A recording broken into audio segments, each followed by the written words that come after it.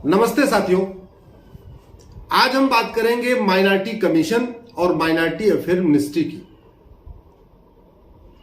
Minority commission के लिए 1992 में 1992 में नरसिम्हा राव की सरकार ने एक कानून बनाया जिसको कहते हैं नेशनल माइनॉरिटी कमीशन एक्ट।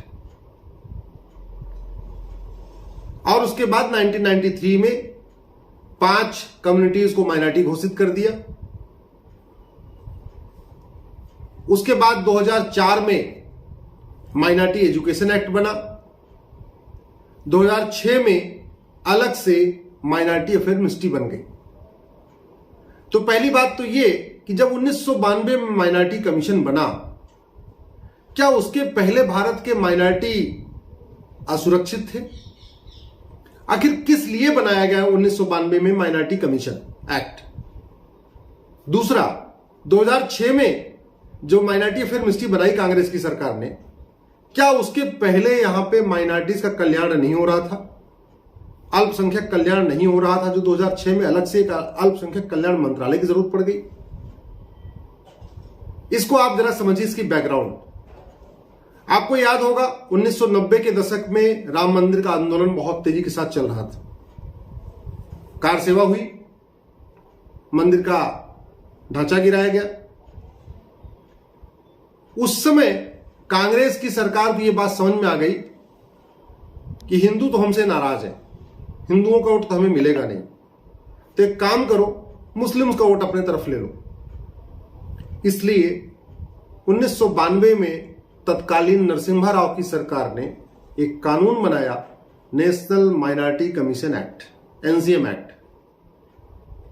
1993 में एक नोटिफिकेशन इशू किया और यह बोला कि राष्ट्रीय स्तर पे मुस्लिम, पारसी, ईसाई, सिख और यहूदी, ये लोग जो है अल्पसंख्यक कहलाएंगे।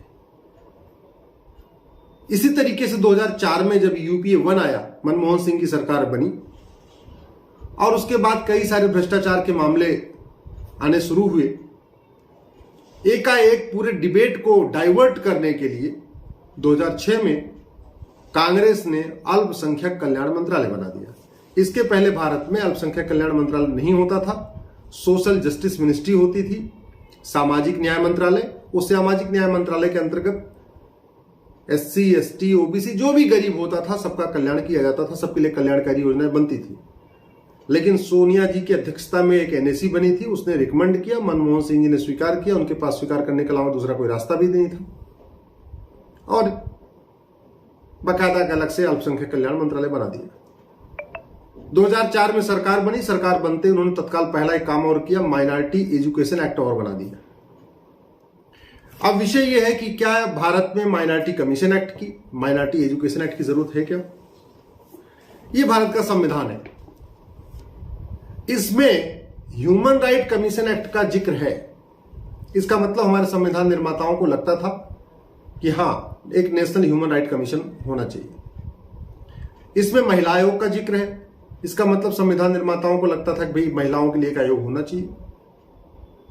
इसमें रिजर्वेशन का जिक्र है कि 10 साल के लिए रिजर्वेशन होना चाहिए। यह अलग बात है कि 70 साल हो गया, वो चलता जा रहा है।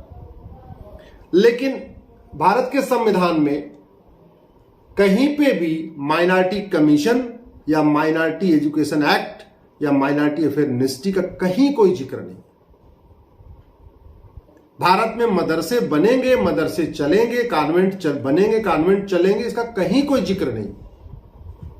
मैं आपके माध्यम से ये संविधान आपको दिखा रहा हूं और चुनौती भी दे रहा हूं इस देश के नेताओं और अभिनेताओं और बुद्धिजीवियों को कि मुझे संविधान में एक जगह दिखाइए जहां लिखा हो कि माइनॉरिटी कमीशन होना चाहिए और माइनॉरिटी अफेयर मिनिस्ट्री होनी चाहिए।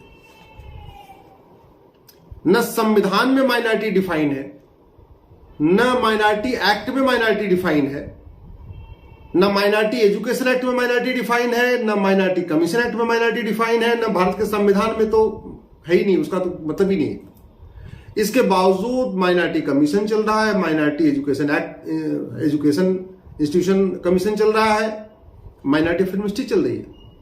करोड़ों का, हजारों करोड़ रुपए माइनॉरिटी के नाम पे खर्च हो रहे, लेकिन कौन माइनॉरिटी है नहीं किसी को पता, न संविधान को पता, न किसी कानून को पता, न सरकार को पता, न आयोग को पता। माइनॉरिटी कमीशन के चेयरमैन से मैंने पूछा, भाई साहब माइनॉरिटी कौन है? कह रहे हैं कि मुस्लिम, पारसी, ईसाई, फला फला। मैंने कहा कैसे, क्या डिफिनीशन क्या है, कैसे आप आइडेंटिफाई करते हैं माइनॉरिटी को? 1% वाला माइनॉरिटी कहलाएगा कि 2% वाला माइनॉरिटी कहलाएगा, कैसे आप आइडेंटिफाई करते हैं? कह रहे इसकी कोई गाइडलाइन नहीं है, तो सरकार तय करती है। सरकार में मैंने कई मंत्रियों से पूछा, मुझे अल्पसंख्यक की परिभाषा बता दीजिए, अल्पसंख्यक को पहचानने का तरीका बता दीजिए, कैसे आप, वो कौन सी गाइडलाइन है जिसके अंतर्गत आप माइनॉरिटी आइडेंटिफाई करते हैं? नहीं पता। मेरा व्यक्तिगत मत यह है कि भारत में माइनॉरिटी मेजॉरिटी का खेल बंद होना चाहिए। पाकिस्तान में माइनॉरिटी कमीशन की जरूरत है, क्योंकि पाकिस्तान में शरिया चलता है। पाकिस्तान के सभी नागरिकों की इक्वल राइट नहीं है, पाकिस्तान के सभी नागरिक बराबर नहीं माने जाते, इसलिए वहां पे तो माइनॉरिटी कमीशन की जरूरत है, माइनॉरिटी अफेयर मिनिस्ट्री की जरूरत है। बांग्लादेश में माइनॉरिटी कमीशन की जरूरत है, माइनॉरिटी अफेयर मिनिस्ट्री की जरूरत है, क्योंकि वहां पे भी शरिया चलता है, सब लोग बराबर नहीं है। लेकिन भारत में क्यों? अरे जब भारत का आर्टिकल 14 कहता है कि इस देश के सभी नागरिक समान हैं, आर्टिकल 15 कहता है कि जाति, धर्म, भाषा, क्षेत्र के आधार पर कोई भेदभाव नहीं होगा, आर्टिकल 16 कहता है सबको समान अवसर मिलेगा, आर्टिकल 19 कहता है कि देश के सभी नागरिकों को, चाहे वो हिंदू हो या मुसलमान, पारसी हो या ईसाई, कहीं पे भी जाके रहने, कहीं पे जाके बसने, कहीं पे भी जाके रोजगार शुरू करने, कहीं पे भी जाके अपना घर मकान बनाने, सबको बराबर अधिकार मिला हुआ है। आर्टिकल 21 कहता है सबको समान सम्मान के साथ जीवन जीने का अधिकार है। आर्टिकल 25 कहता है सबको समान धार्मिक अधिकार है। फिर अल्पसंख्यक बहुसंख्यक का जहर क्यों घोला जा रहा है? पाकिस्तान में आर्टिकल नहीं है, पाकिस्तान में कहीं संविधान में नहीं लिखा हुआ है कि हिंदू, मुस्लिम, पारसी, ईसाई सब समान है, सबको समान नागरिक अधिकार, सबको समान धार्मिक अधिकार, सबको सब आर्थिक अधिकार, वहां नहीं है। तो इसलिए वहां तो अल्पसंख्यकों को प्रोटेक्ट करने के लिए माइनॉरिटी कमीशन की जरूरत है, माइनॉरिटी अफेयर मिनिस्ट्री की जरूरत है। भारत में क्यों चाहिए? साथियों, मैंने उन दोनों कानूनों को सुप्रीम कोर्ट में चैलेंज किया है। 1992 में बने माइनॉरिटी कमीशन एक्ट को चैलेंज किया है, 2004 में बने माइनॉरिटी कमीशन एजुकेशन एक्ट को चैलेंज किया है। कहने का मतलब इनडायरेक्ट वे में मैंने माइनॉरिटी कमीशन को भी चैलेंज किया है, माइनॉरिटी अफेयर मिनिस्ट्री को भी चैलेंज किया है। जब वो दोनों कानून खत्म हो जाएंगे, तो कहते हैं ना, रहेगा बांस न बजेगी बांसुरी, तो जब वो दोनों कानून खत्म हो जाएंगे तो माइनॉरिटी कमीशन अपने आप खत्म हो जाएगा, माइनॉरिटी अफेयर मिनिस्ट्री भी अपने आप खत्म हो जाएगी। हमारा ये कहना है कि अगर किसी के ह्यूमन राइट का वायलेशन हो रहा है तो हमारे पास एनएचआरसी है ना, ह्यूमन राइट कमीशन, वहां जाकर अपनी शिकायत करेंगे, फिर माइनॉरिटी कमीशन की क्या जरूरत है? भारत में सोशल जस्टिस मिनिस्ट्री आज भी चल रही है। जैसे 2006 के पहले सोशल जस्टिस मिनिस्ट्री सबका कल्याण करती थी, वो आगे भी कल्याण करती रहेगी। और अदरवाइज आपको माइनॉरिटी मेजॉरिटी करना है तो फिर माइनॉरिटी कमीशन आपने बनाया है तो एक मेजॉरिटी कमीशन भी बना दीजिए। माइनॉरिटी अफेयर मिनिस्ट्री बनाइए तो एक मेजॉरिटी अफेयर मिनिस्ट्री बनाइए, तभी तो बात बनेगी। मुझे लगता है संविधान की धज्जियां उड़ाई जा रही है। संविधान की शपथ लेके संविधान का पालन करने के लिए वेतन भत्ता गाड़ी, जिसको जब वेतन भत्ता गाड़ी बंगला मिलता है, वही लोग संविधान की धज्जियां उड़ा रहे हैं। तो इसका समाधान यह है कि इस विषय पे आप लोग अधिक से अधिक अपनी आवाज मुखर करिए। आप किसी भी पार्टी से हैं, पार्टी छोड़ दीजिए, पार्टी में अपने बने रहिए, मैं नहीं कह रहा हूं पार्टी छोड़िए। आप किसी भी पार्टी में हैं, जिस विचारधारा के साथ हैं, जिस आइडियोलॉजी के साथ, अपने आइडियोलॉजी में बने रहिए। लेकिन एक चीज ध्यान रखिए, जो चीज गलत होती है ना, वो हमेशा नुकसान करती है। ये जो संविधान विरोधी माइनॉरिटी कमीशन बना है, संविधान विरोधी जो माइनॉरिटी अफेयर मिनिस्ट्री बनी है, ये विभाजन की नींव और विभाजन की दरार, और ये कह सकते हैं कि विभाजन की फाउंडेशन तैयार कर रहा है। 2005 में बाल पाटिल केस में सुप्रीम कोर्ट ने ऑब्जर्व किया था इस बात को। सुप्रीम कोर्ट ने कहा था, 3 जजों की बेंच ने, जस्टिस धर्माधिकारी ने जजमेंट लिखा है, उसमें उन्होंने कहा था कि धर्म के आधार पर पहले विभाजन हो चुका है, एक बार फिर से धार्मिक आधार पर योजनाएं चलाना, मजहब के आधार पे वजीफा देना, मजहब के आधार पे लोन देना, मजहब के आधार पे एडमिशन करना, मजहब के नाम पे स्कूल चलाना, मजहब के नाम पे भांति भांति की जो है बेनिफिट्स देना, ये एक नेक्स्ट विभाजन का फाउंडेशन तैयार कर रहा है। दुर्भाग्यवश 2005 में सुप्रीम कोर्ट का जजमेंट आया और अगले साल 2006 में कांग्रेस ने माइनॉरिटी फिल्म मिनिस्ट्री बना दिया, जो आज भी चल रही है। 2005 में सुप्रीम कोर्ट ने कहा कि नहीं, अब किसी को माइनॉरिटी का दर्जा नहीं मिलेगा, सब खत्म होना चाहिए। 2014 में कांग्रेस की सरकार ने जाते जाते जैन को और अल्पसंख्यक बना दिया। हालांकि जैन, बौद्ध और सिख, इनको अल्पसंख्यक दर्जा देने का मकसद इनको फायदा पहुंचाना नहीं था। सनातन धर्म को तोड़ना है, सनातन धर्म के टुकड़े टुकड़े करने हैं, इसलिए बड़ी सोची समझी साजिश के अंतर्गत सिख को कहा आप माइनॉरिटी हो, जबकि सनातन धर्म की रक्षा के लिए सिख पंथ बना था। गुरुओं ने सिख पंथ की स्थापना केवल और केवल सनातन धर्म की रक्षा के लिए किया था। भाई जो सनातन धर्म थे, मानने वाले थे, जो हिंदू धर्म को मानते थे, उनके बड़े बेटे लिए जाते थे। जिनके 4 बेटे हैं, बड़े बेटे को ले लिया, सबके बड़े बेटे को लेके एक नया पंथ बनाया, सिख पंथ। आज उसको ही कांग्रेस की सरकार ने 1993 में कहा आप तो अल्पसंख्यक हो, आप तो हिंदू हो ही नहीं। बौद्ध धर्म, भगवान बुद्ध को हम लोग भगवान विष्णु का अवतार कहते हैं, उनको बोला तुम भी अल्पसंख्यक हो। जैन धर्म एकदम सनातन धर्म से निकला, सनातन धर्म की तरीके से शाखा कह सकते हैं, एकदम मिलता जुलता, खान पान, रीति रिवाज, रहन सहन सब कुछ मिलता जुलता, बोले तुम भी अल्पसंख्यक हो। तो भारत में जो धर्म, सनातन धर्म से जो शाखाएं निकली, उनको भी काट काट के, जैसे कहते हैं कोई पेड़ को अगर आपको काटना है तो सब पहले पूरे पेड़ को मत काटिए, पहले उसकी शाखाओं को काटिए। शाखाओं को काट के पहले पेड़ को हल्का कर दीजिए, फिर बाद में जड़ से मार दीजिए, कट जाएगा। यही काम कांग्रेस ने किया।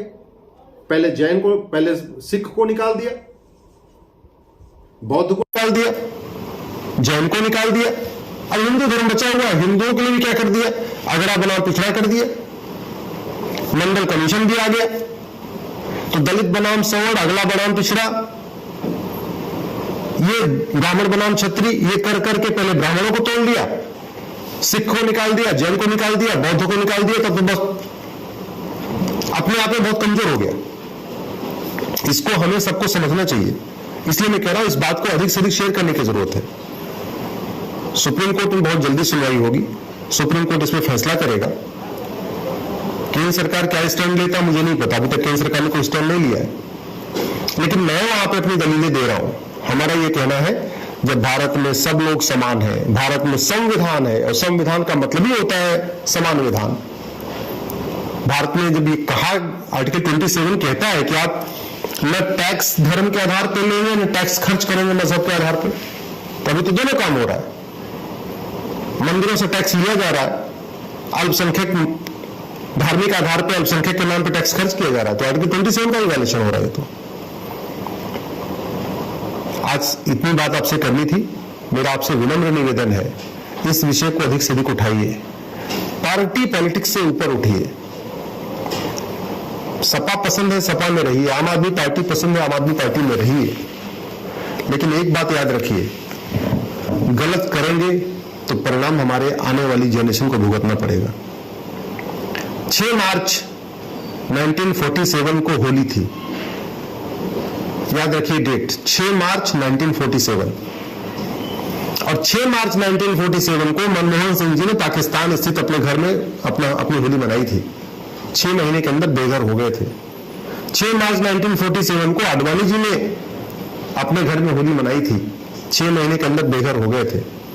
6 मार्च 1947 को पृथ्वीराज कपूर, राज कपूर, महेंद्र अमरनाथ, मिल्खा सिंह, राम जेठमलानी, सुनील दत्त, इन लोगों ने भी अपने घर में होली मनाई थी, 6 महीने के अंदर बेघर हो गए थे। इसलिए मैं कह रहा हूं अभी भी वक्त है, अभी तो हिंदू 9 राज्यों में अल्पसंख्यक हुए हैं, अभी भी अगर आप आंख कान नहीं खोलेंगे, अभी भी पार्टियों के बहकावे में रहेंगे, अभी भी दल गुलामी करते रहेंगे, हमारी आने वाली जो पीढ़ियां हैं माफ नहीं करेंगी। कश्मीर में क्या हुआ आपको पता है, गोधरा में क्या हुआ आपको पता है, बंगाल में क्या हो रहा है आपको पता है, केरल में क्या हो रहा है आपको पता है। अभी भी अगर हमने आंख कान नहीं खोला, हमारी अगली जनरेशन या अगली की अगली जनरेशन, याद रखिए, हमें माफ नहीं करेगी। धन्यवाद।